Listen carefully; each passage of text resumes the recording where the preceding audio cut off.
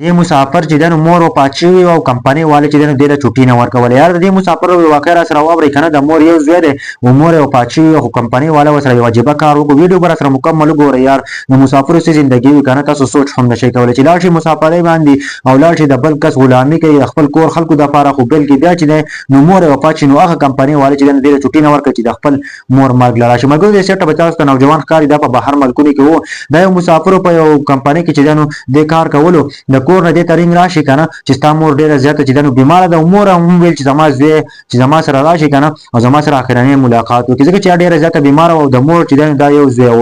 د خځې چې دنه دا یو زوی او د چې دنه نور بچي هم نو دا یو زوی او ملګرو د نه پس چې دنه د کوشش وکړو کنه چې د کمپنۍ نه چوټي راوغواړم او چې کور ته لاړ شم د خپل مور سره ملاقات وکم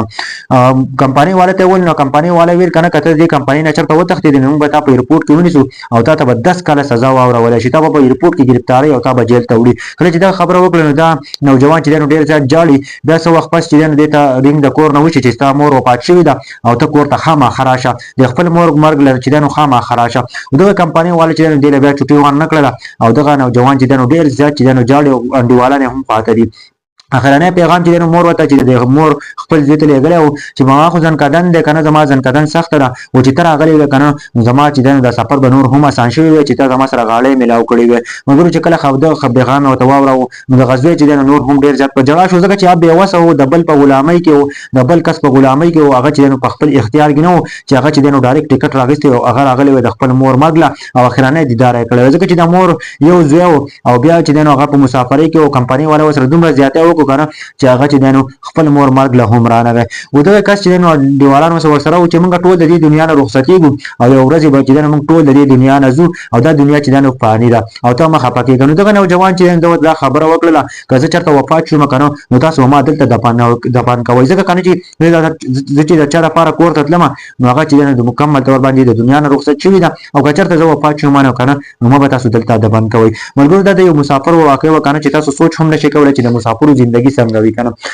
ډیر د افسوس مکان دی سړی په جړه باندې مجبور شي کنه چې ځکه چې ته بل غلامي کې د خپل کور خلکو د لپاره لګیای خو بلکې داسې چې ستا مور وفات شي ته هغه مرګ لنه شي راتلی کنه نو ته بس کې نو مرګرو ځکه چې داسې ژوندۍ دی یار اخرانه خبره خدا ده کنه چې ته خپل مور مرګ لرا شي او هغه چې غل رانه شي نو بیا دې ژوندۍ سم مزه ده ځکه کنه کته سوچ وکړئ خاص کر د مسافر ژوندۍ ډیره زیاته ګرانه وي څنګه خو همیشه چې دا تاسو دا خبره کو د مسافر سره چې نو لکه په نرمه لهجه باندې خبرې کوي د مسافر سره ژوندۍ مرګرو ټول عمر چې په مسافرۍ کې دي او په مسافرۍ کې چې نو دغه په کور کې څوک پات شي کنه د مسافرۍ نه هغه راتللی نه شي چې هغه خپل کور ته راشي د خپل مور دیدار وکړي یا د خپل بل چا دیدار وکړي دغه لپاره کور ته راشي یا